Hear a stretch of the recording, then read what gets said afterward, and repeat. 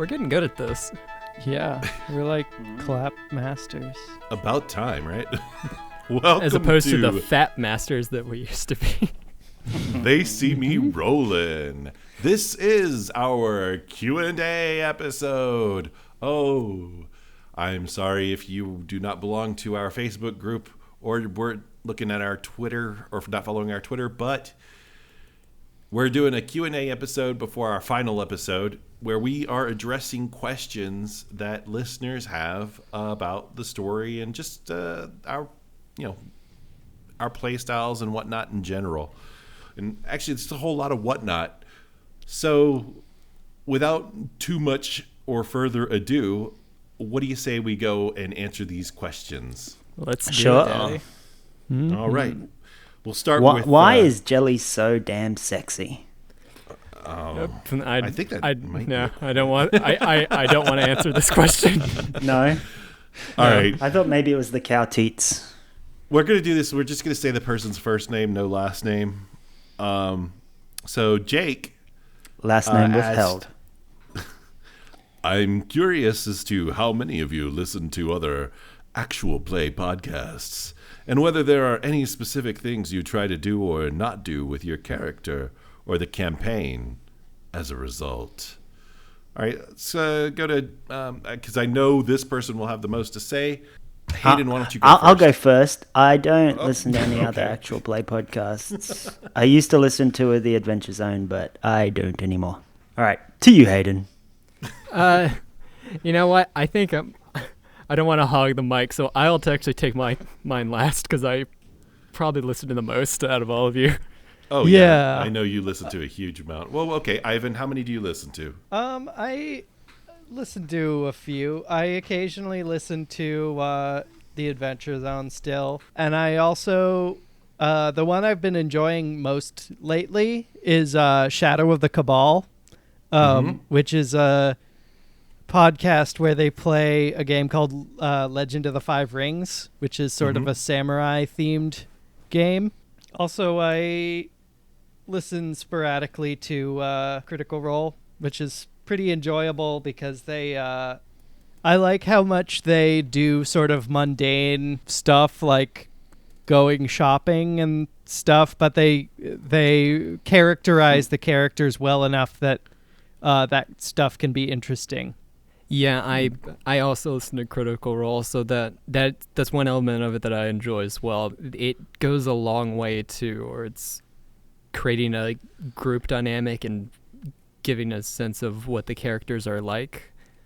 Has what you listened to, Ivan, influenced how you played Skunk? I don't think so that much. I guess people have said to me that Skunk is sort of like the analog to Taco from the Adventure Zone, which is very flattering. But yeah, I sort of see that he sort of fills that role as the like weird character with motivations that are more based on being a weirdo. I would say Skump's voice, but Jelly would be way more like Taco in terms of being like the badass Flamboyant, wizard that, like affects the plot as much as they do. That's true.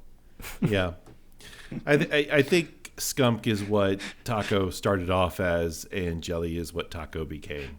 Yeah, I don't know how I feel about this. I think that it is a similar like approach to creating a character.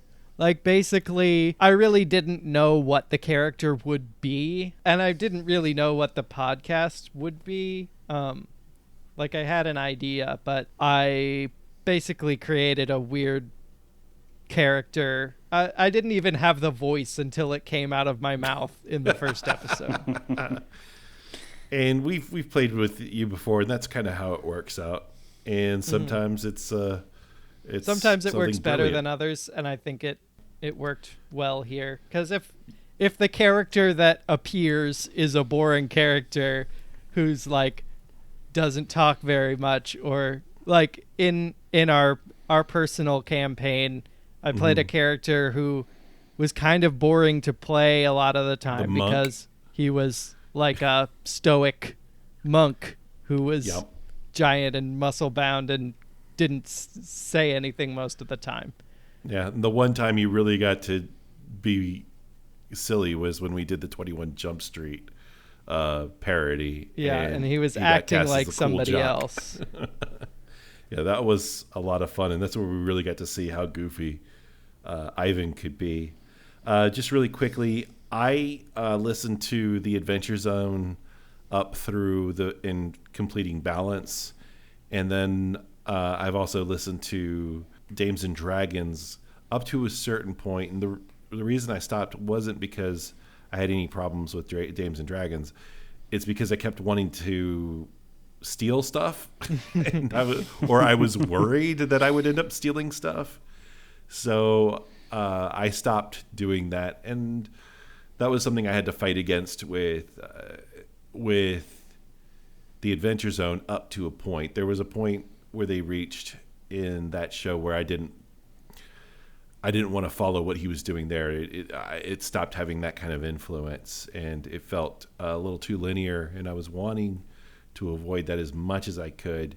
And I learned at times that can be very difficult when you're doing a podcast. There's also a problem with listening to other people who do something similar to you is like if somebody if you come up with an idea, you might realize that it's similar to something another person did, even though even if it wasn't necessarily actually based on that thing that somebody else did. In my experience, it sometimes can like push me away from a idea that would have been good because I don't want it to look like I'm taking somebody else's idea. I have no issues with stealing ideas. I would only say very much think our show was inspired by Taz, only in being very cinematic, like big on visuals and low on sort of rules, and getting bogged down in things like combat and stuff. Yeah, that's one thing I like about. I'm definitely happy to cop to stealing. Oh yeah, easily. I mean, when we started this, it was all I even knew was Taz. So that was my major influence going into it. Okay, we should try and keep the answers pithy, otherwise this is going to be a ridiculously long podcast. Well, that's the thing. Hayden now has to talk about it. I think some of these questions are going to be easier than others. Oh boy, do I have things to say. All right. Strap in for 30 minutes. I'm going to make a cup of coffee, guys. I'll see you back in. No, just kidding. All right. Hello, my name is Hayden. Welcome to my TED Talk. RPGs. What the fuck are they? Now, I listen to a lot of actual plays, partly because I just love tabletop RPGs and actual plays, and partly so that I can see what other people are doing that I like or that I think is cool, and see if I can find ways to implement those things in my own role as a GM and a player. I'm probably the biggest biggest podcast for me in terms of affecting the way that I play is the One Shot Network's podcast Campaign, which is a Star Wars game. That one was really big, both in the terms of how it changed the way that I approach role playing and the way that I approach GMing. They're all of the players there are amazing at improvisation and role play, and one thing that I think was my biggest takeaway from it was that there isn't a lot of emphasis put on character backstory in Campaign in terms of stuff that actually is central to the main plot, but you get a very good sense of the character's history and what they're like and things like that, and that is all done by the characters themselves and the things they say and the things that they allude to and their interactions with each other. So that was a big thing for me, changing the focus of character creation away from backstory for me and more focusing on coming up with a backstory and finding out how that would affect the way the character operates in the actual world. Mhm. And yeah, it was a fantastic podcast that came at just the right time. Also, in terms of GMing, it was really big because Kat Cool, the GM for that, really does a wonderful job of giving the players a lot of agency, and not just in the terms of the decisions that their characters can make, but also in the actual storytelling. If there are a group of NPCs, she'll oftentimes let the players play those NPCs. Oh. Yeah, so together they get to shape the story a lot, but in a way that still gives the GM enough control to get all of them where they want to be. So that was a huge revelation for me. That's really interesting. Yeah. Sounds cool. Also, if you just want to listen to something that's fucking hilarious and has characters that are insane and absurd, but really, grotesquely sweet, and that you care about, listen to Neo Scum, which is a Shadow run actual play. It's so great. The whole world is absolutely bonkers, and the characters are so unique and weird. So they And it's figured out just- how to it's actually delight. play Shadowrun. I didn't do it. Such a big part of the show that is so much fun is them. They are 30 some episodes into it, and they still have no idea how to play Shadowrun half the time. There will be long stretches where, like, wait a minute, okay, Ganon, I want to do this thing, but how do I do it? And then they're like, I don't know. Roll like 30 die. But yeah, So Everything's fixed by rolling more die. the next question is one thing Also from Jake. also from the same person, Jake. One Oh, thing I really from a podcast called Love Ya Like Crazy or something? love YA YA YA like like crazy. crazy. Love you, Jake. on the Ear Trumpet Network. Thanks. Yeah, trumpet audio. Sold it. Ear Trumpet Audio. It's great. One thing I really like about the podcast is how great your guests are, and of course the other thing is how great the regular cast is. Shut up. Did you already know them from somewhere else, or was during the campaign basically the first time you talked to them? Well, Louis we already knew, and Michael we already knew because they were both in our campaign, our old small squad. Our campaign. unrecorded campaign. Yeah. Yeah, Michael played. Sayla- Michael played Garbager, and Louis played what's his name? Not Boris. Gilbert. Gilbert. Yeah, but Mike right. in our original campaign, Michael played Fufruk, the beardless dwarf, yeah. barbarian, Yep. and Louis played Fufruk. Urki, the alcoholic No. wizard gnome wizard who never cast spells because he got a wand of wonder. And so anytime he had to do anything, he would just cast Wand of Wonder. One of my favorite things that ever happened in that was whenever I had to break out of this military base and I had everyone in a bag of holding, transporting them out. Yeah. And so I got Urki's Wand of Wonder and I was like, yes, now it's my time. All like 30 guys were coming at me. I cast it, and what I got was just an entire like swarm of butterflies were summoned. It was that's how I almost died. So both of them are people who we have known knew personally. over the internet for a long time. Yeah. I've never met either of them in real life. Have you? No, No. I don't think. Yeah. A funny thing is, like, Michael has recently met a whole lot of people, including our other guest, Helen. And, they just met recently over the weekend because our non-canon guest Ryan just got married. So Friend the of Did the three- Ryan never make it into the canon? Ryan never made it to the Yeah, canon of our first he's all campaign. legends. He's our He's version just of a Mara legend. Jade.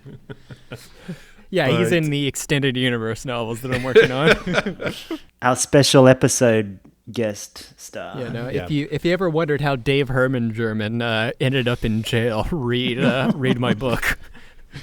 But so Helen was a friend of ours through a Facebook group we all belong to, and that's how we all met originally.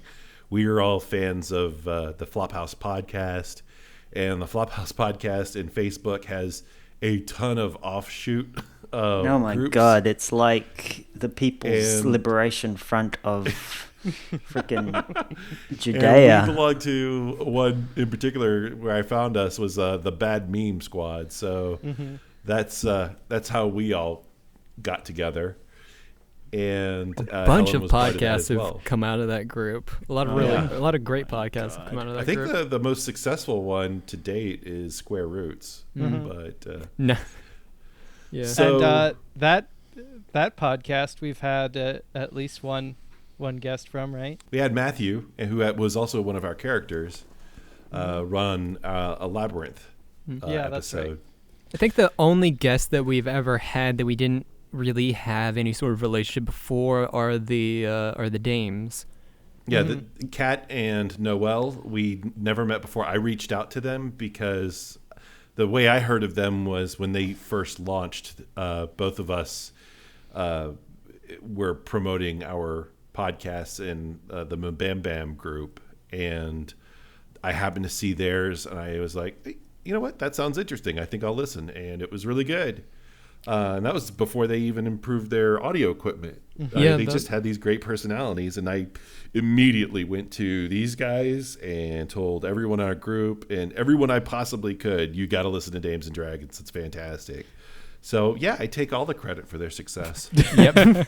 Hell yeah! You were the ones that discovered. And now Behind even every though great we woman started is a man. Isn't that what they say? It's a man taking credit. Is a man taking credit?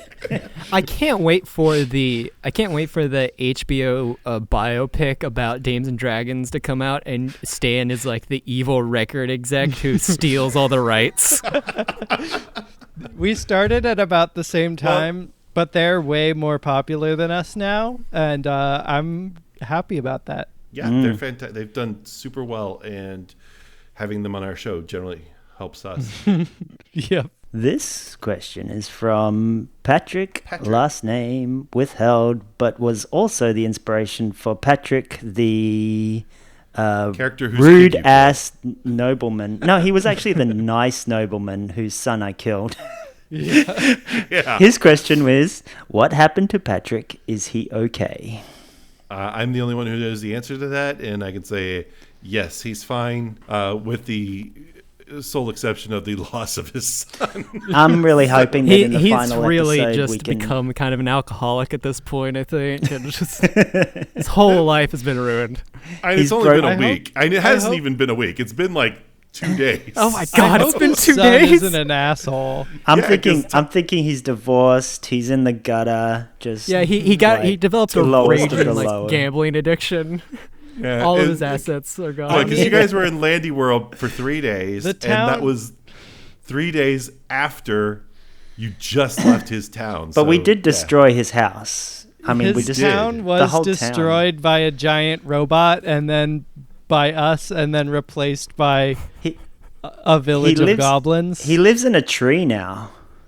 Because Scump turned the whole place into a forest. It was yeah, like he's it was probably like that having a scene great It's actually a life really nice living inside a tree. That's He's living everybody's in a dream. tree. It's Yeah, awesome. yeah, he's yeah. just a Keebler elf now. He's a Tarzan. All right. This next question comes from Bobby, friend of the show.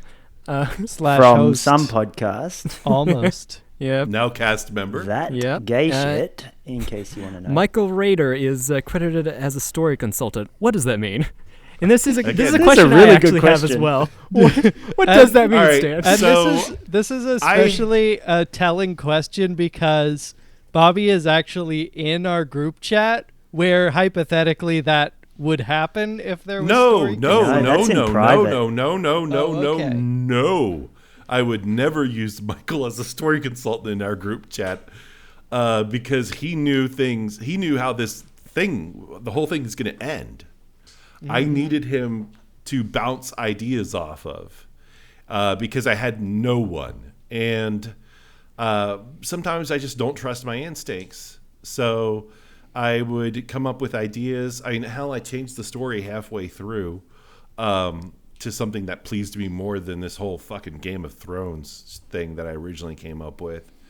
And at that point, that's when I was like, Michael, can you help? I need to make sure I keep everything straight. And that's how he became the story consultant. I would actually consult him on what I would come up with, especially as I was throwing in some more horror elements, and he writes horror. So Michael is a short story writer and author, published. Has he been published? I know he's been published on the internet. Yeah, but he's very good. I don't know. We'd have to talk to him about that. I honestly don't know. We have to talk to him about it and try and encourage him to do a better job. Yeah, I've read some of his stories, and they're very excellent. Self-published. Oh yeah, he could be the next Chuck Tingle. He could. Aim The high, horror Michael. Chuck Tingle. God, we can only dream. All right, The the next Chuck question is from tingles Louis. down your spine. Next question is from our friend Louis, who Can we've Hayden already read? spoke of.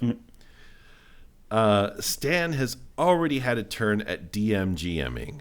What system/game would each of you want to run for the podcast? Also, GM-less systems seem great to allow perennial GMs actually get a taste of play, but do you think they lack some of the magic of the GM player dynamic? I'm going to go ahead and bow out of this question because I literally don't know, and I think it's more for everyone else anyway. Well, I can sort of answer this question because I am running a different system that I've wanted to for a while, Masks. Yeah, I've already proselytized for Masks, I think, and how great I think it is, and a lot of power by the Apocalypse systems in general. One thing I would really like to run for the show at some point, probably more as a one-off thing, bonus episode maybe, is Monster Hearts, which is a RPG where you play as various monsters, like universal horror type monsters, but it's a romance RPG. It's very it usually takes place in a high school or a university or something, and you're all a bunch of young monsters looking for love, and it's a really fun system. That does sound pretty good. Mm-hmm. If I were to DM a podcast, I would probably go with 5e, sadly, because it's the system I know, and it's like the D&D I grew up with, and I just enjoy it. I enjoy like the mixture of combat and ability to have a lot of interactions as well, but also having that solid combat base I find really satisfying. I had plans of trying to write like a podcast campaign set in a city around characters that were like the police officers and fighting crime sort of in a Miami Vice sort of like 80s sort of way in a fantasy city. And so I have started writing it, but I just got blocked completely. I just got completely writer's blocked. So I haven't got very far on that, but one day maybe. I don't have that much experience running games actually, but I do write a lot of like ideas for games. So I have a lot of them bouncing around in my head, but I'm not totally confident I can actually do them. But, you did a Star Wars. We played a Star Wars where you GM'd. That was fun. I also really like trying out different RPG systems, and the one I'm sort of enamored with right now is the one that they do on that podcast, Shadow of the Cabal, that I mentioned, Legend of the Five Rings. A new edition just came out of that is pretty interesting. I'd really like to play that as well.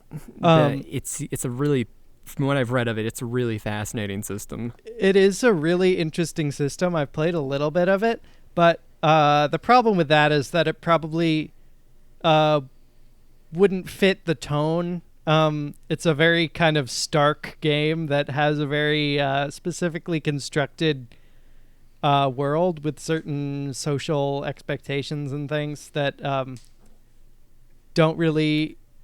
It would clash with our tone as a podcast, I think. Yeah, and when it's very hard to run games using that system that take place outside of the set universe, because it's so much of the mechanics and class systems are based really heavily on the established lore of the system, unlike in stuff like 5e, where there's still an established universe, but you can port it over to a home game real easily. Oh yeah. And what do we think of the GM-less systems? I'll answer. My thought on it is that I like it. It was fun a few times, but my problem with them is they're kind of just extended improv games where you're just making up a story, which is cool and really pretty good for podcasts. But I like having something to beat, or I like having a structure, like a story. Yeah, having a game. And it is a game. It's just a different type of game, I guess. It's harder to run long-form campaigns in GM-less systems. Yeah, that's my main concern. It's great for like fiasco stuff. It's much nicer if you're having a story with any kind of length, to have somebody who actually knows where the story is going, so that it can be shaped into the shape of a story rather than just a long rambling thing, which is what usually happens when you are heavily player led. There is a really cool GM-less game that I absolutely adore called Starcrossed, which is just a 2-person RPG that is another romance RPG, which is the idea of it being that one player is a human and the other one is some sort of alien or something. And the whole mechanics are based around your interactions with each other and whether or not you fall in love with each other. And so one of you is Kirk and one of you is the Green. One of you is Kirk and one of you is Spock. Sure, yes, I like that one better. The ultimate will they, won't they? Yes. Yeah. I like systems that allow for players to contribute to the storytelling and to even the world building and stuff like that, and give them a hand in it to create more of a collaborative storytelling process. But I do think if you're going to do a long-form campaign, there has to be someone at the helm driving everything to a greater extent than everyone else. Especially if you're doing a podcast. Yeah, for podcasting especially, I think that's sort of a necessity. But, there's probably a great podcast out there that has no GM that's been running for 30 episodes or something that's fantastic. There's always an exception. Yeah, there's always an exception. But that's my experience. Move on. Where did you get the idea for Riel? Also, did you always plan for the group to die in order to get there? I know you guys seem to get off track pretty easily. It's one of the things I love about you all. But relying on the group to make such a specific and important plot move on their own seems hard to wait and see if it'll happen without intervention. Oh, we were railroaded into that death. I think the whole Lady Wolf bit was a railroad. But Stan hates it when we say railroad, though. No, but that was a railroad, and I told you guys it was going to be a railroad. Yeah, I know. Landy World was absolutely a railroad to a certain extent. I told Michael, try to get them on these rides first, and he managed to get you to go on every ride he told you to. Oh, we just went where Michael went. Yeah, we just go with the flow. It was great. You guys followed Michael around, and I was like, cool. This is like a fucking vacation. I think it was also like we were like, well, Michael's going to show it. We didn't have any foreknowledge of this. We were like, Michael's here. He'll probably show us what the plot's going to be. So we'll follow him until he introduces us to it. He's doing. So just a couple things about Riel and Landy World. There were bits where in Landy World where they would have like these little visions of weird things. And that was, of course, the foreshadowing of the Dead Land. That's what they were actually seeing. But there was also a bit where Jelly went into the little black hole. Yeah, And that was she awesome. then went into the, she blinked and she saw all these pipes that were brimming with magical energy. That actually, at that point, she was actually in Riel. And yeah, all those pipes and everything, this never came up. But had you ever dug into the land in Riel and found out, because it was all dead land that they were It's using a snow magic. globe. That was the magic that when they were sleeping, that's how they kept everything alive. Oh, wow. Fuck. Oh man, I would have loved to gone outside the snow globe and into something like that. That would have been really get trippy. Get to see the turtles that are Yeah, the carrying turtles this world that around. the world is riding on. So yeah, that was what that was all about. Fuck yeah. I wanted to. I really was sad that you didn't let Jelly break one of the pipes open and have magic spew out, because that would have been. Well, they like, were so really very, big. very thick. It's so thick. So thick. But as far as Also, the I was other blinked. part, I couldn't- relying on the group to make such a specific, important plot move on their own, that was really, them dying was, I knew that had to happen for them to get to Riel. I didn't want to make it such a thing where, they just open up a portal and they can go back and forth. I didn't want that. I wanted them to be in Riel. I wanted them to be stuck in these bodies. And the most important decision I made as far as them being in Riel and being in these bodies was those dreams. I had to give them a reason to want to get out and also care about these people. So I gave them these dreams so that whenever they heard these dreams, they would care about the person they're in and want to take care of them and also want to get out as quickly as possible. And if they had stayed longer for whatever reason, if they decided to do whatever, those characters would have died. I didn't care. That was I have to say, I think that was an inspired move on your part, because one struggle that comes up constantly as a GM, at least in my experience, is figuring out ways to get your players to care about things. Some people have a certain tendency to just view the world as their playground and just, Grand Theft Auto everything. So trying to get characters to care about things is kind of a unique challenge sometimes, and I think that was a great solution that you came up with. I appreciate that, man. Yeah, it was really well written. All the dreams, like when we started reliving their past lives, you became like more and more invested. It was crazy. It was good. Oh yeah. I have a question related to this. Mm-hmm. That's my own question. Like, what made you decide to have us leave the world and leave our bodies? Because it's sort of a big decision to have us do that. Twin Peaks. Yeah, it kind of split the Return. podcast in two. The idea of Twin Peaks Returns, that whole series was what inspired me. That there were these other worlds that they could that you could be in, and they were weird and strange. The concept of doppelgangers, all that was the influence for that. Being, trapped in someone else's body.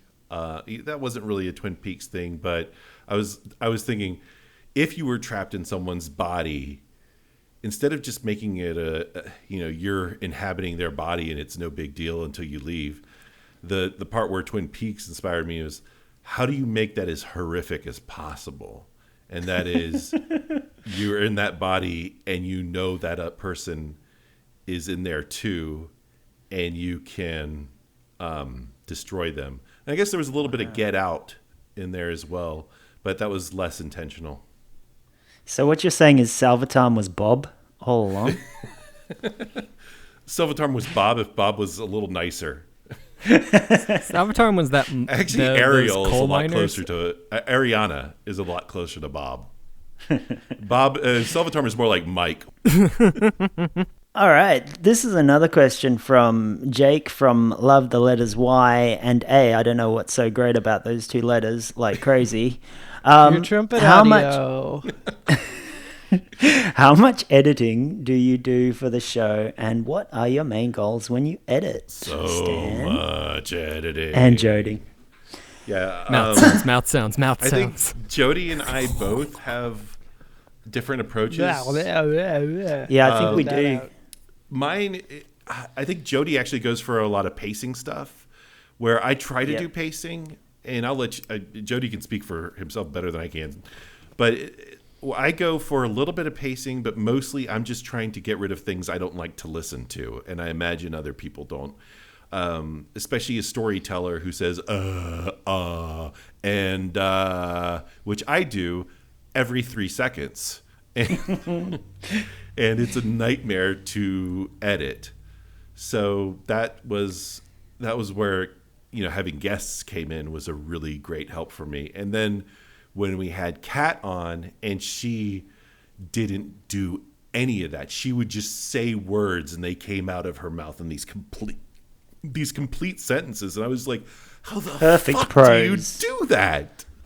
And I didn't give her any time to write anything. She was just saying that, and it was unbelievable. She's had a lot of improv training. Yeah, it helps. She must have, and she just has the gift of gab. So She teaches improv to teenagers, which is, I mean, if you want to get the gift of gab, trying to teach anything to teenagers will definitely help you do that, because you have to be very, very concise, yeah. So or they'll tear you to pieces. what was your tack on editing, Jody?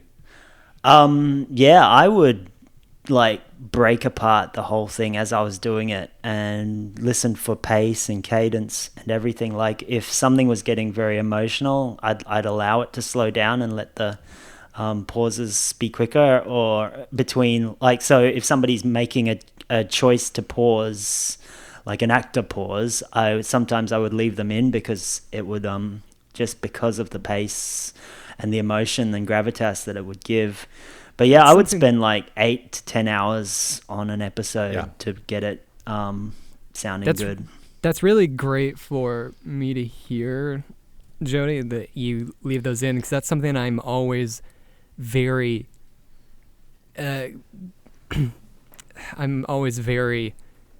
worried about doing whenever we're doing this, because if you pause for too long, even if it's in a scene that would require that, I'm afraid other people are going to start talking and think I'm done.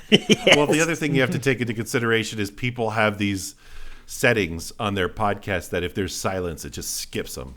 And it's just like, why would you do that on an RPG podcast or any podcast where people are acting? All right. I don't listen to the show, so I have no idea what it sounds like. Yep, another person who just hates listening to their own voice. I'm not going to do it. I already know what happened. Why would I want to listen again? I know so much about your vocal tics, all of you, from listening to it, and my own. I learned a lot about my own vocal tics from editing. I learned about mine, and I yet never improved on them. Let me guess, Jody. Mine is that I say every 30 seconds. You say whenever all the time. It's whenever something happens, and it's really unusual. Nobody else, none of the others say it, but whenever something happens is one of your go-to sayings. I actually Googled. I never noticed that.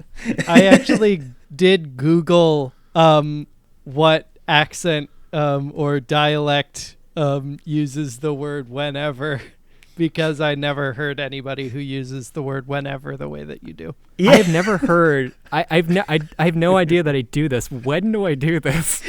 Whenever you say, you say it so often. Whenever almost you need to. always when I would say the word when, you say the word whenever. So if you say, whenever I go to when this I and was, do that. I would say when I was going to the store, and you would usually say whenever I was going to the store. Yep. Oh, wow. Yep. I exactly remember one right. time you said whenever I was born, and I was like, what? What? I don't listen. Whenever that was, it doesn't matter. Who knows? Sometime in the past. Who knows? It's not actually knowable. But it is a normal part of a certain dialect from the area that you live. So It is? South Carolina or something. Oh wow, I never knew that. There is a little southern in oh, you. well. So Hayden, you got the next question. Can I take the from Louis? next one, actually, for reasons that will become apparent? When- Cool. All right, I'll go ahead and take Louis then. It's, do you like me, yes or no? And I think I speak for all of us, No. Louis, when I say no. We Oh. love you. Oh. Oh, you I wrecked tolerate it, Stan. you, Louis. Yeah, I mean, No, not me, Louis. you I mean, your love of Train is inexplicable and unforgivable, to be frank. Although Your wrestling your- love is endearing, but also inexplicable.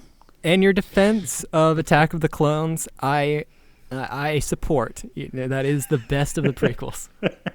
But your defensive clean energy is just no, I'm out.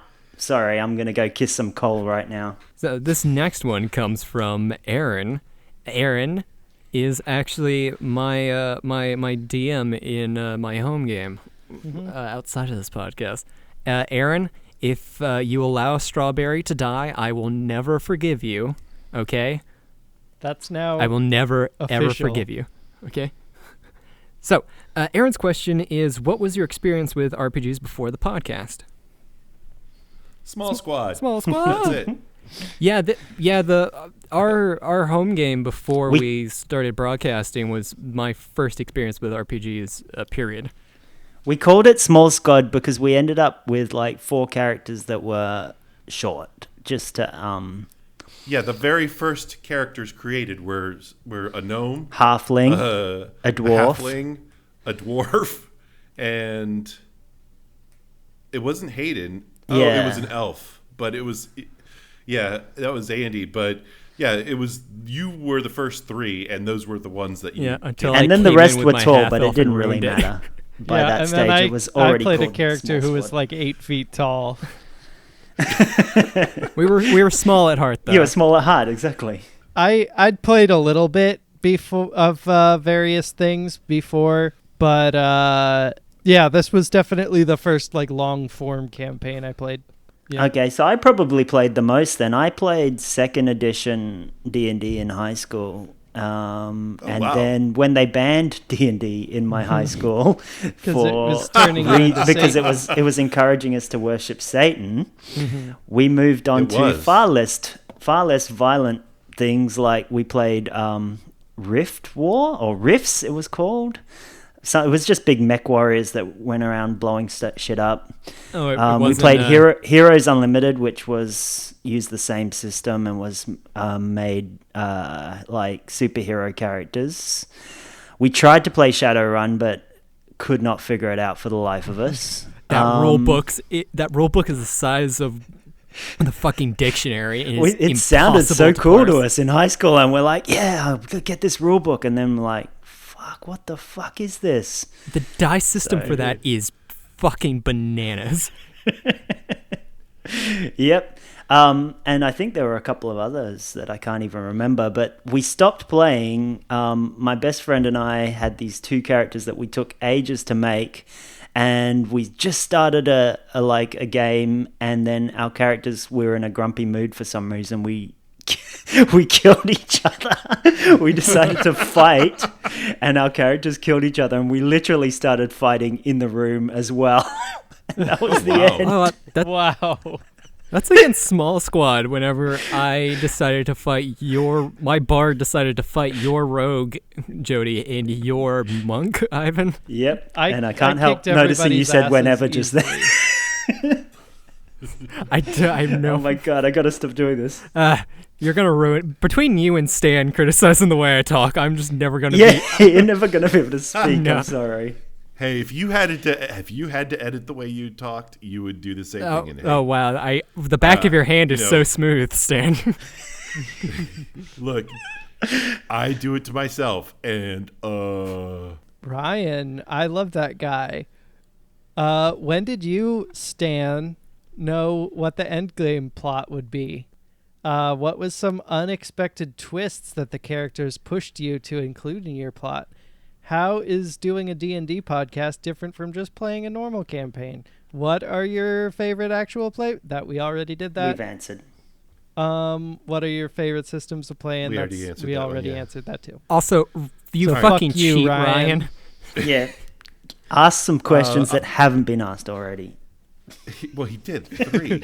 Yeah, like a fucking cheater. I'll go with when did I know the in-game plot would be?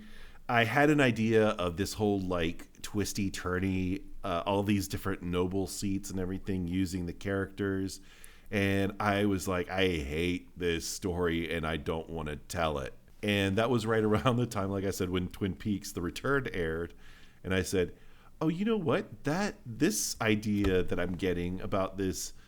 I'm seeing a town that has a spider-shaped building, and I see that coming to life, and I see that the inside of it is like a haunted house, and there's these creepy things, and suddenly I was like, and then there's another world, and they have to die to get there, and Queen Anne-Marie is going to be actually a person inhabiting her body. And oh my God, then everything just suddenly fell into place, like almost all in one day. Nice. It was the most amazing feeling I have ever felt. It's just like, wow, I've got this story. And that's kind of what happened. Unexpected twists that they pushed me to include. There was no jail arc at all. They went outside of the town and were acting stupid and never sneaked or anything. So the guards would have found them. So I used that as the... I'll part the kimono for a second. At the end of that episode, we were told something different happened, and I went into personal message with Stan and said, this episode has just ended on a nothing. Can we make it more of a cliffhanger? And then could we maybe go to jail or something? And Stan was like, yeah, that sounds good.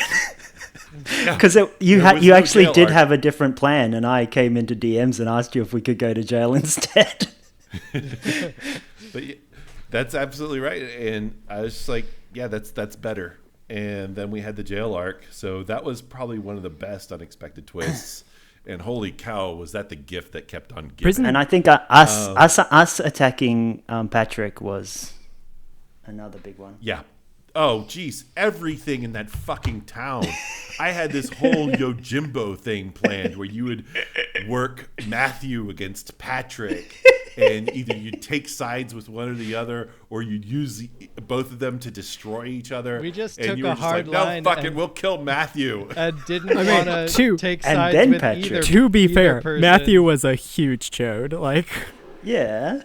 Matthew was a huge chode, but there was a whole reason he was angry, and it was going to be like, yeah, he was this angry dude, but you were going to find out that it was kind of justified. We wanted to put a bunch of snakes in his room. That Patrick was a snake in the Look, grass. we are the law, Stan. We decide who lives and who dies. You had no fucking interest in pursuing any of that. You were just like, no, fuck it, kill him. They all killed goblins. So yeah. No, they didn't kill goblins. That was all Anne-Marie. They were unaware of that They shit. were responsible for it by association. Yeah. What? Just by being nobles, but they didn't make the order. They weren't unaware. Listen, that the entire ruling class needs to be abolished. Apologia for the plight of my people. These were people who were utterly innocent of the goblin genocide. Listen, by being members of the just... ruling class, they are morally bankrupt, and they need to be eliminated. Yeah. Down with the 1%. Hell yeah. The proletariat will rise, motherfuckers. So yeah, I had a whole thing, and they were just like, boom, no, we're fucking killing Matthew, and then the whole thing with Patrick happened. I think me going in that black hole was me actively trying to derail the plot. Oh yeah, you were actively being obnoxious there. I mean, I was like, you know what? I kind of like something I could do here, and that's where I threw in the little bit of Riel that I had come up we with. were walking around cool. and nothing was happening yet, and it was like, fuck it, let's just see how far I can push this. It wasn't my finest moment, I'll admit. The third part was, how is doing a D&D podcast different from playing just a normal campaign? Focus on pushing the story forward. Yeah, definitely. Pretty much. There's no sandboxing, or very little sandboxing. Yeah. I think it's pretty useful in characterizing a character because it pushes you when option to do a smart thing or an interesting thing, it pushes you more to do an interesting thing. For me, there's always a big temptation to try and do like what would be the best thing to do in this situation.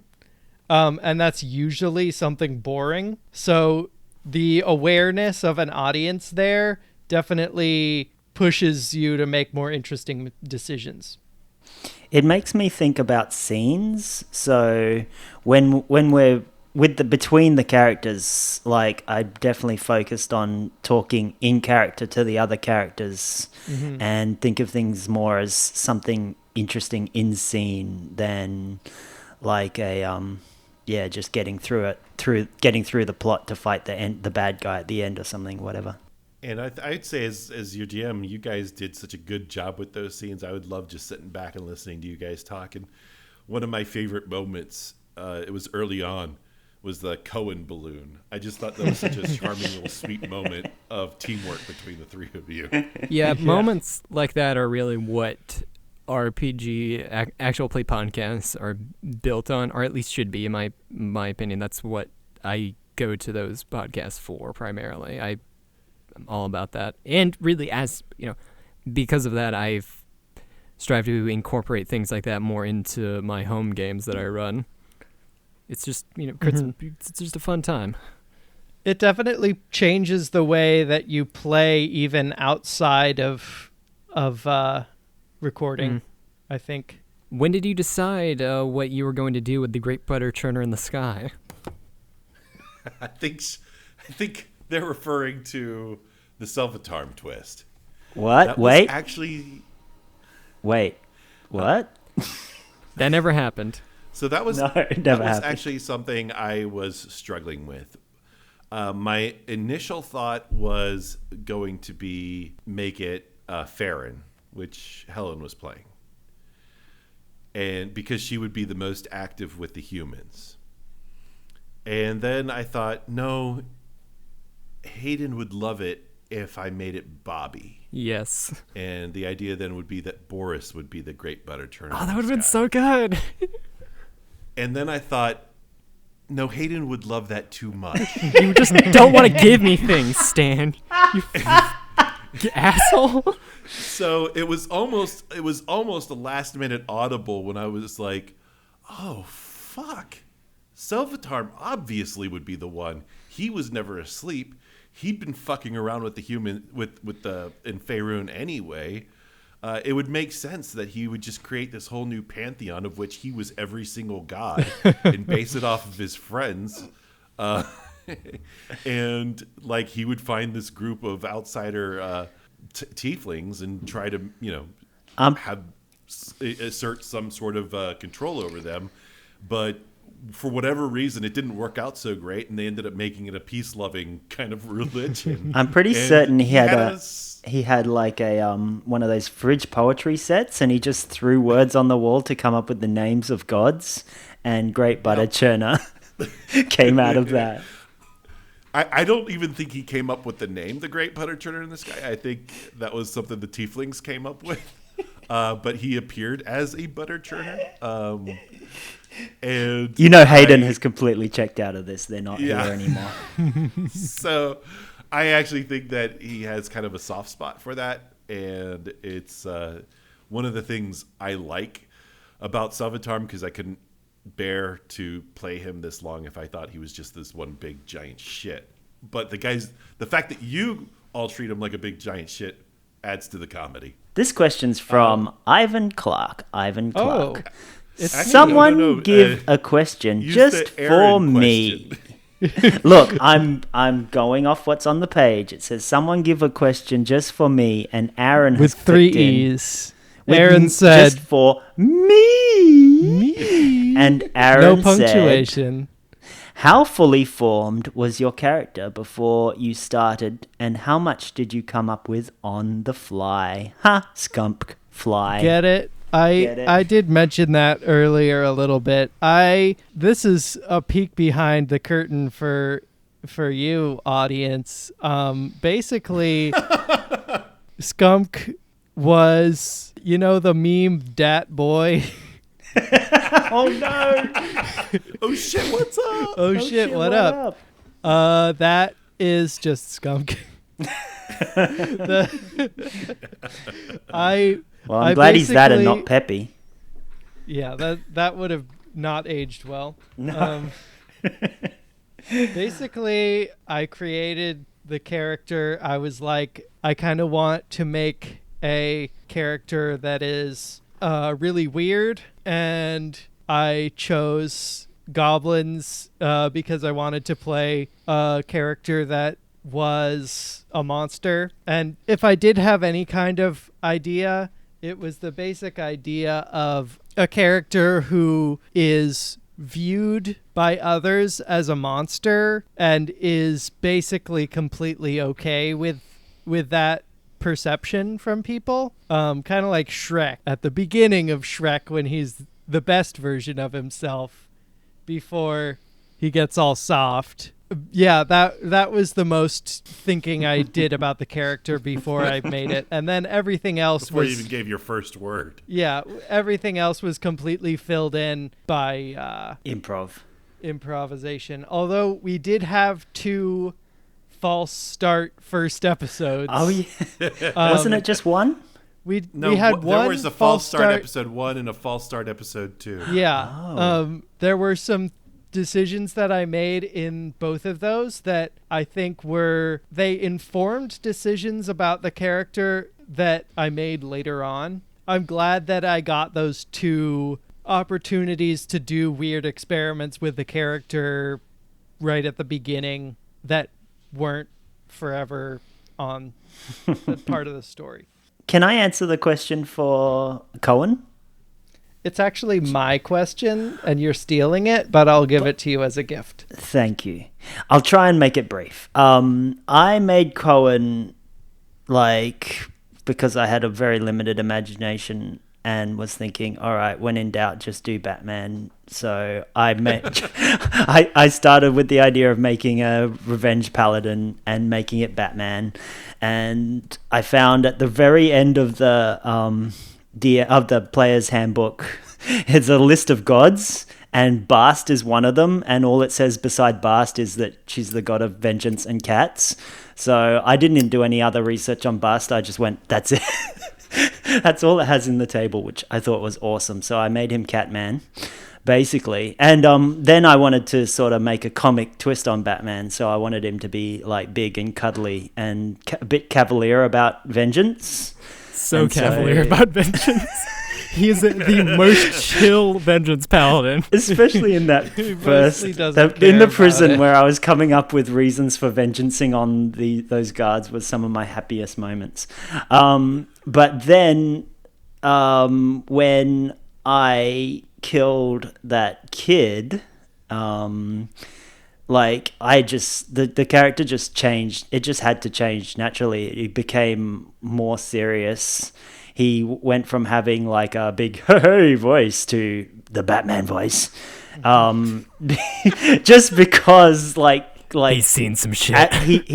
He actually realized what being a vengeance paladin meant.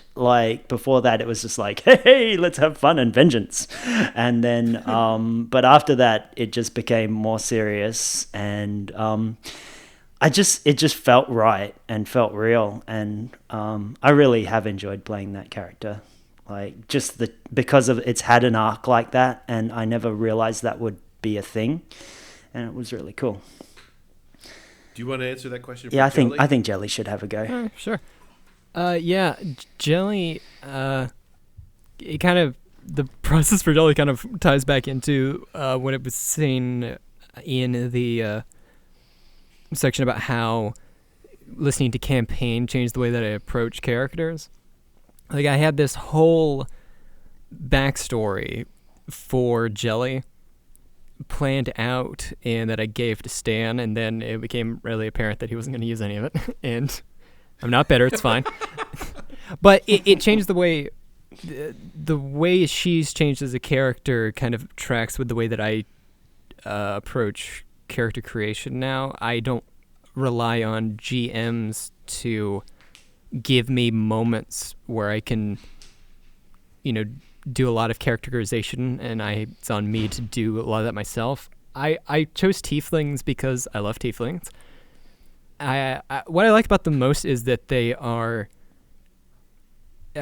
outside of like the normal society within the Forgotten Realms, but they're like half in and half out. They're not completely reviled like goblins or other monstrous races are, because like anyone could produce a tiefling basically, but no one really trusts them. I wanted her to be basically the exact opposite of the character that I played in our home game in Small Squad, who was Alana, who was very Jesus. confident. She was a firecracker. Yeah, a Spitfire, very confident, would just do whatever she thought she needed to do at the time, or just wanted to do. Though there were times Jelly threatened to become Alana, and I would shut Hayden down real quick. That was early on. I didn't have to do it that much. So I wanted a character that was I tried to make a character that was very quiet and very to start off with, and not very sure of everything, because she wasn't really used to dealing with people all that much. And then after killing her first guy, went through this whole period of shell shocked, and then coming out of that, and now she's a lot better at dealing with people, but it's mostly because I think she's just become more jaded and is very tired. You also, I believe, for a while you were angling hard to make Jelly the villain Of the campaign. half jokingly. All right, our next question is from Turner, who also runs the podcast The Redemption Arc, which featured our friend Josh, who does the DCOM podcast The Color of Friendship with Ivan. Check out that recently too. Oh, you were on it too? Yeah. Nice. All right. But definitely check that out. The Redemption Arc. Basically, it's a bad movie podcast where they choose movies that have 0% ratings on Rotten Tomatoes and just determine if there's any redeeming value to these movies. I watched a really weird movie that was basically just a ripoff of Mad Max Fury Road. Okay. We'll have to check that out. Because I know Turner gets a lot of them in the bank. Mm-hmm.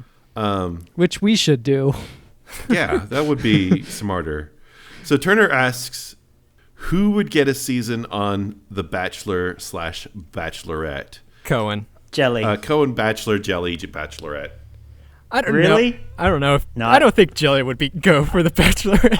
I don't think Jelly would go for. I think Jelly would go for one of the wackier shows, but if Bachelor the in options are Paradise, Bachelor, maybe, Yeah. but before all the bad shit what- happened on Oh, set. I could see Jelly doing 90 Day Fiance. I mean, I think the most interesting answer would be Scump, because could you imagine? I think I think Skunk would be a better contestant. yeah.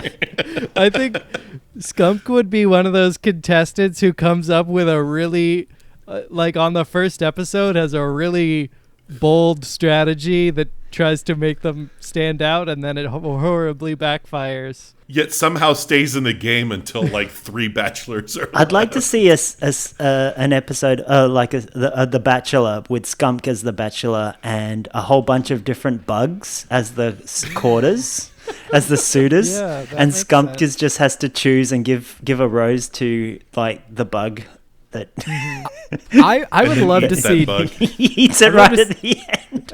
Every episode, he just eats the people he eliminates. The losers. I would love to So see great. Jelly on the Great British Bake Off.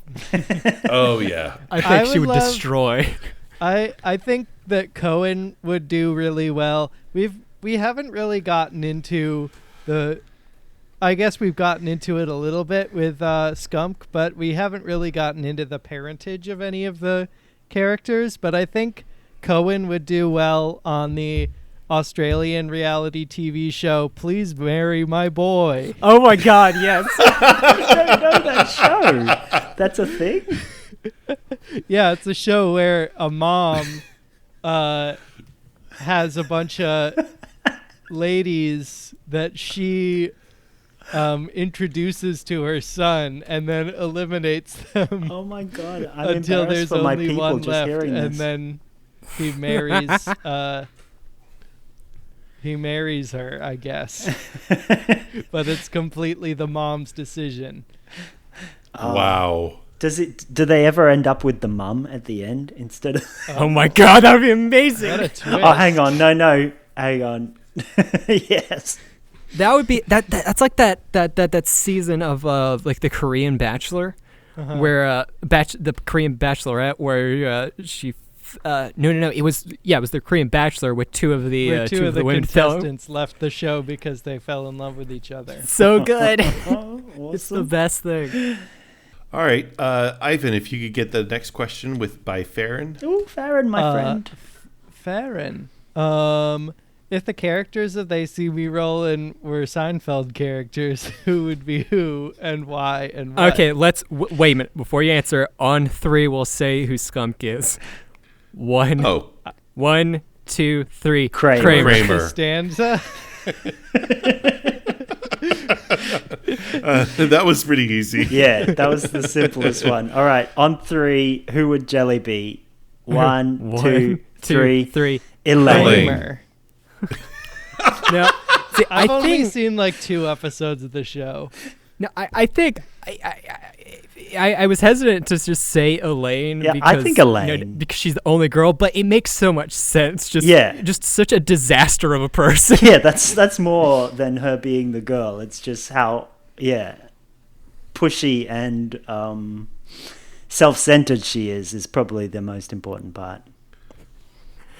Yeah, now, But I don't think Cohen would be Jerry. I think Cohen's closer to George. I kind of if thought that George too. was less We're mean, a Seinfeld without a Jerry.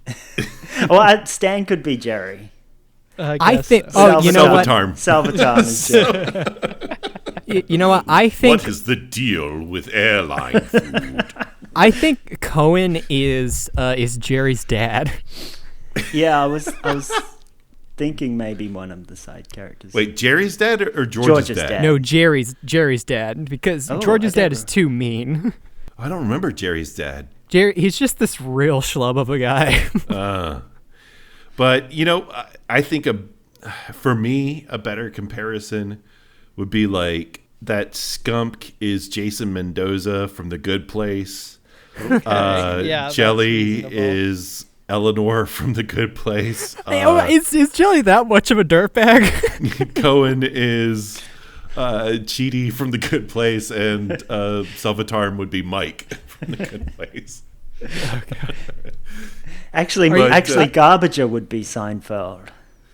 I think going off Small Squad, I think that Alana would be the Trevor of The Good Place. I think going back to Seinfeld, Cohen would be that highway that Kramer adopted. Oh, wait a minute. You know who? When Jelly's more confident, I think she's more like Elaine's boss. Oh, God. Yeah, if she just wasn't tired all the time, she'd be Elaine's boss. Jody, I think you got the next question by Michelle. Oh, this is from our buddy Michelle. Hey, Michelle. Were you always the DM before you guys started making the podcast, Stan, or did you take turns? Did you guys take turns? Yeah, the first game I ever played was our Small Squad game, and it was the DM has essentially been all I've ever been, with the exception of the time I got to play Merc Smith in our Christmas episode and then the Fiasco episode. But we have had a 5e episode, 5e game where Hayden GM. Yeah, That my was first one of time my as favorite games we've Well, that's ever... when we first got to see how good Ivan could be. Oh, that was awesome. Yeah, your character. Yeah, was amazing. I played An old man a constantly really old wishing man for death. who just wanted to die. I stole that character for a character I played with some other dudes IRL, and it was a great character. I love it so much. But yeah, that answers that. The next. I also GM'd a game that was it didn't take place in the Star Wars universe, but it uses the same rules as I thought we were in the Star Wars. Oh, that was that we only played those that like a couple times, but that was a lot of fun because I got to blow up a spaceship. I got to be a very horny robot. Space station. All right, let's keep these questions going on. This is going to be the world's most. So, Hayden, you've got Christine. Okay. Question. How do you decide when to have them roll or skip a roll to keep it easy to listen to? I had them roll on everything that I could possibly have them roll on.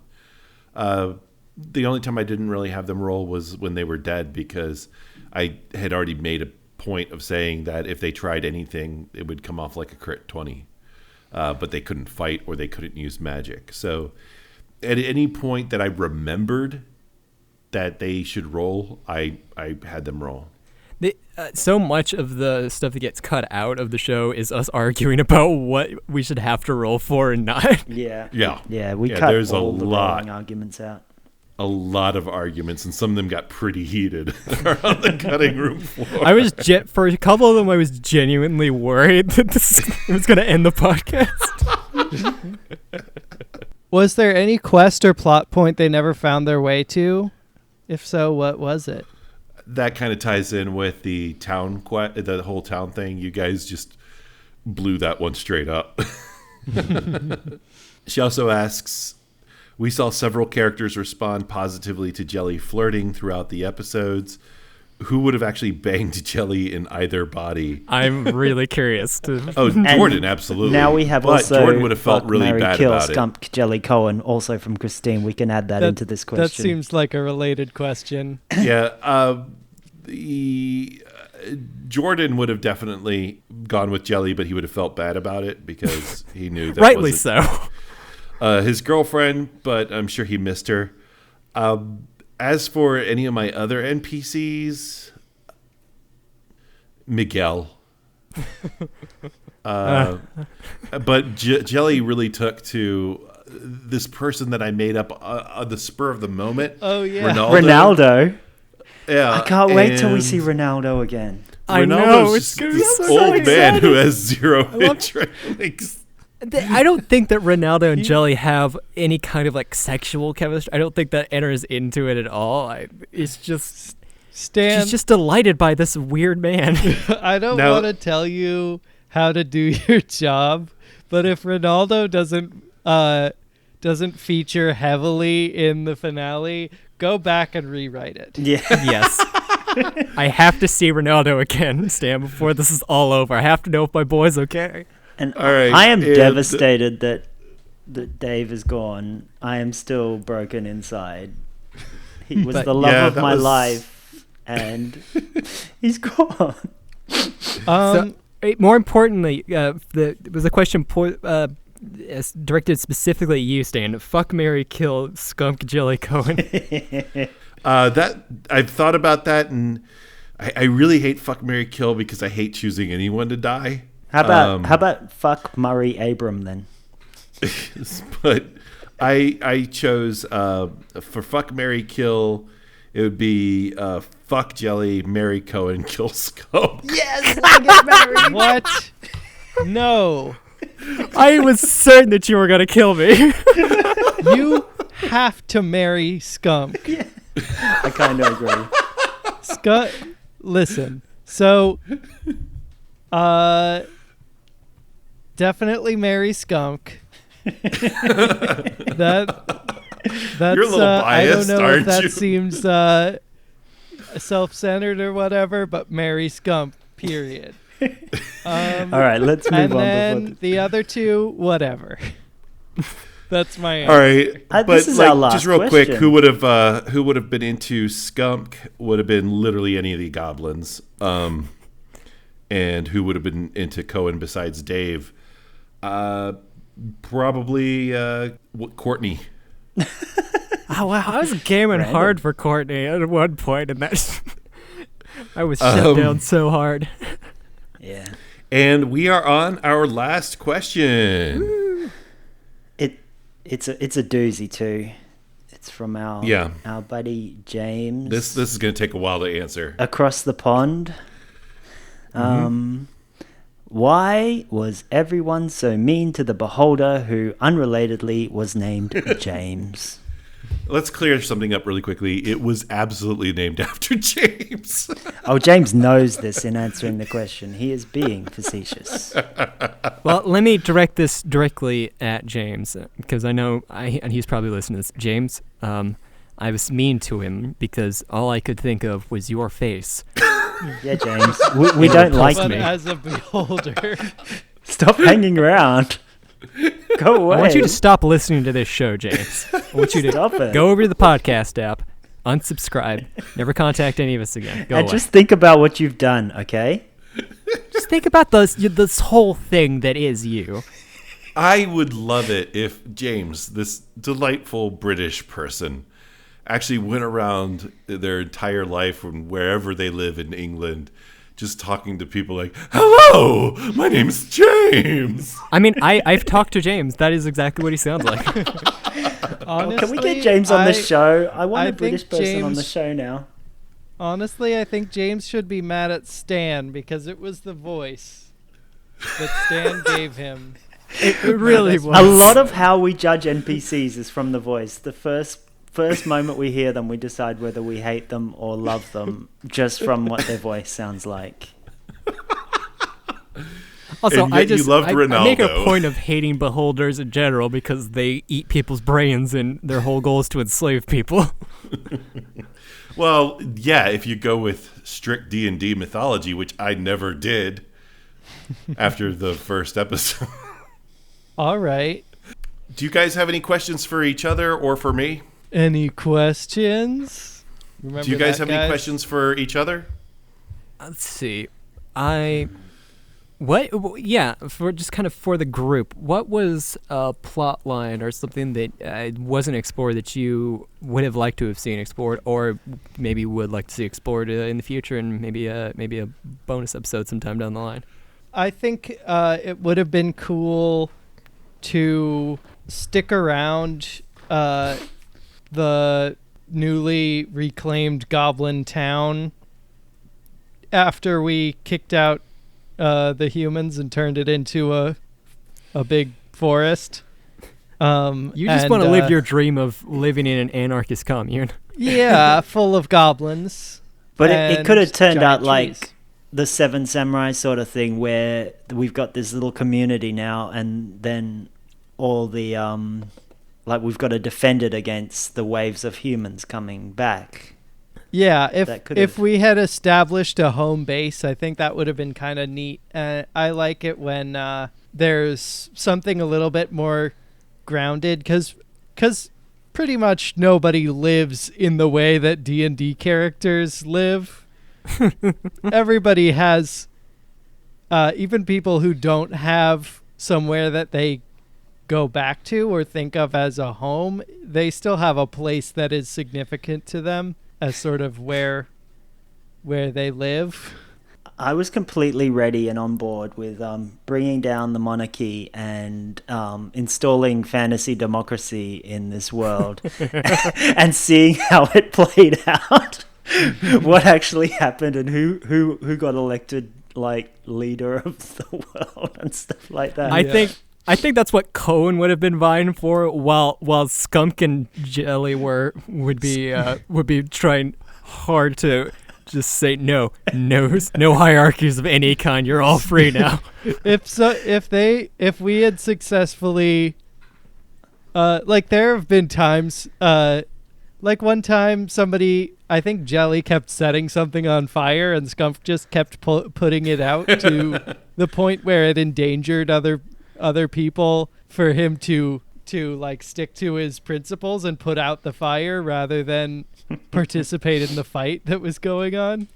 And I think that is something that Skunk would do in this situation. If as much as he likes Cohen. If Cohen tried to create a system that Skunk didn't like, Skunk wouldn't not turn on you. Yeah, if you did we that. actually saw that happen when Jelly decided to try and bring representative democracy to Real. So Yeah. it Skunk would got have transferred from if one there world was to the somebody other. elected president in this world. If we set up some kind of government that works that way and we elected a president, Skunk would have put a bunch of poisonous snakes in his bedroom like anybody else. Oh my god! So what you're saying is the it would have just turned into a Russian Revolution podcast. Yeah. And that we all know how that ended. Did you have an answer to Perfect. that question you asked? I'm curious about how all of us met up. We're so all Scump Jelly Cohen are so weird. Especially like in comparison to like everyone else that we've met in this world. But we're all outsiders in very specific ways. And That don't- we're very weird together. Like there's not a strong reason why the characters would hang out naturally. Yeah, I imagine that it's just basically we're such outsiders that we kind of have to be together by default, despite any sort of things that we might have in common. See, I had no issue with how you guys got together when you stated that, Scump was on his Goblin Rumspringer and, was just looking for some people to hang with. And Jody Cohen was off looking for revenge, and and Jelly just needed someone, to also, work with. I kind And I of can imagine see- we all met at that ice cream store where it all started, and we just there was one table there, and we happened to be sitting at the same table.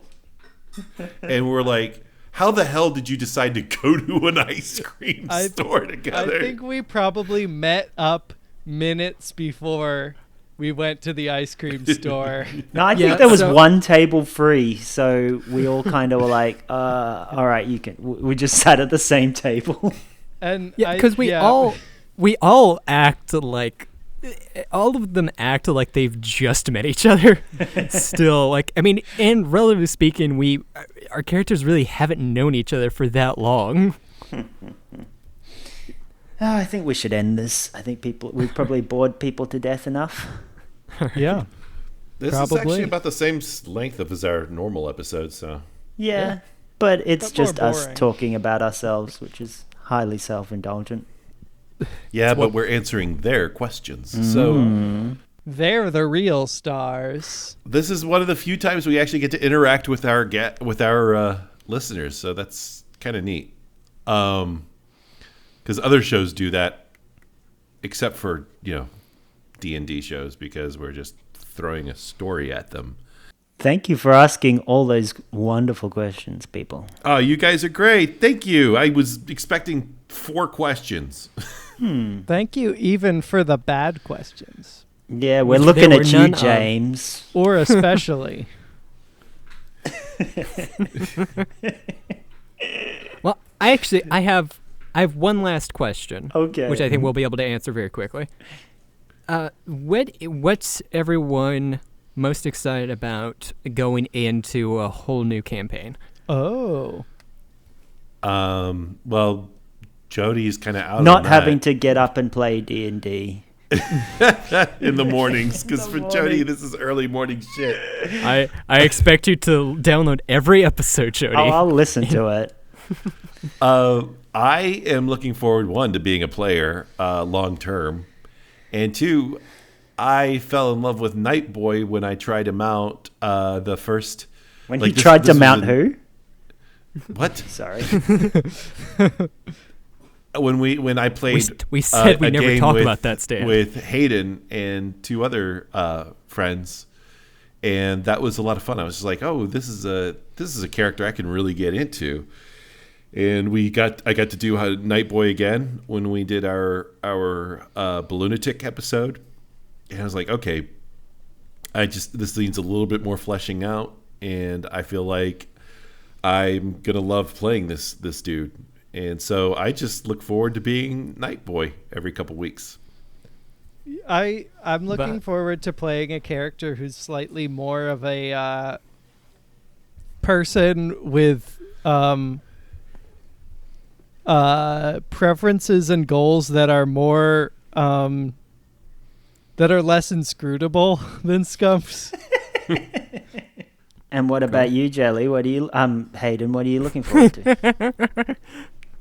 How dare you? Jelly and I are so different. I know. I can't not think of you as Jelly. It's fine. Yeah, it took me a while not to think of you as Alana.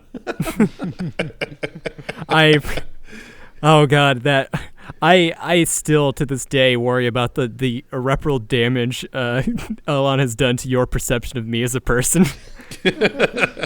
Wait, are you saying that Alana wasn't you at that time? I mean, there are certain elements of Alana that do come from me. Well, I will say this. I have known you now for a little over 2 years, about 3 years almost, a little over 2.5 years, I think. And you have grown a lot into who you are. Yeah, you're Definitely like 8 feet matured tall a now. lot. Yeah. And you were, in many ways, a lot like Alana. You were very kind of chaotic. And even, we had a conversation before we started the show that you said Jelly was going to be this type of person. And I was like, okay, but be true to that. Don't make Jelly Alana. And a lot of times we would have conversations where I was like, you're making Jelly too much like Alana. And Hayden, to their credit, would always, did take that to heart and made Jelly into this absolute wonderful character. Not to say I didn't like Alana. It's just I wanted Jelly to not be Alana, to be something different. And Jelly's just really this amazing character that really grew along with Hayden because, if you've been listening to this since episode 1, Hayden's changed a lot. So I think it's been one of the most interesting growths of person and character to witness. And that's one of the things I really love about this show. Oh, thanks. Well, to answer my own question, I'm looking forward to, just being a GM. I've had a lot more experience over the past 2 years of doing this podcast in my home games GMing, and I've really fallen in love with it. And I'm really, really hoping that I can, create a game for all of you that you have a lot of freedom to explore your characters and do what you want while telling a compelling narrative that, allows, everyone to have fun. And, it's, I'm really looking forward to it. I hope everyone likes it. Yeah. That's going to be great. What a great We've already done the first episode, and it's a lot of fun. Thanks again for listening. Y'all are great. We love you, and you're the best. And if you are interested in us ever doing this again, just let us know by joining our podcast page on Facebook or group, TSMR Cast. Look up They See Me Roll It on Facebook. We'll pop up. Yeah, and if anyone ever has just, a one-off question, pop on any of those social medias, and we'll be more than happy to answer it for you. We love interacting with you guys. Yeah, we'll just tell you. Yeah, you're like the whole. It's cliche to say, but you guys are big part of why we do this. You're all great. Oh, can we give a quick shout out to Izzy for that awesome sculpture, which is a hard thing to say. Yeah. Oh yeah, So that's good. freaking amazing. I've just been showing that off all day. It's Hop on our fucking Facebook page fantastic. or check out our Twitter. Izzy made this really adorable sculpture, like clay sculpture of Skunk eating a bug.